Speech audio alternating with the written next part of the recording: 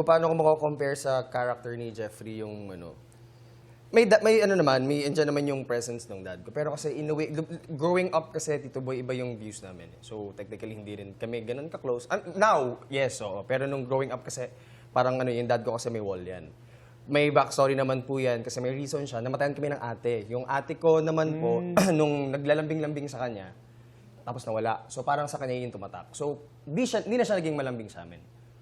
So parang yun yung growing up, yun ako, ay, wala akong ano. Parang hindi ako, distant ako sa family, sa dad ko, because of that. So parang ako sabi ko, sige. Pero hindi ka galit. Hindi, parang dati lang po nung bata ako. Pero ngayon parang nag-gets ko. In a way, thankful pa din kasi kung paano ko po ako kay Prey, sabi ko, ayoko ng ganong, ayoko ng ganong treatment. So kung ano yung, ayoko na nakita ko sa treatment ng dad ko, yun yung hindi ko ginagawa sa anak ko. Kumbaga yung anak ko, binubugbog ko po. Ayun yun, pinupuspos ako ng pagmamahal. Hindi kasi distant talaga. So, Binugbog ka ng tatay? Hindi, I mean, hindi bugbog. I mean, binubuhusan ko ng pagmamahal. No bugbog, wala pong physical. Ano. Okay, alright. Ano lang, parang So difference dinala mo lang. doon sa anak mo na, I am not going to be, I'm sorry ha, my words, I'm not going to be like my father. Yes po. I will be a better one. Yes po.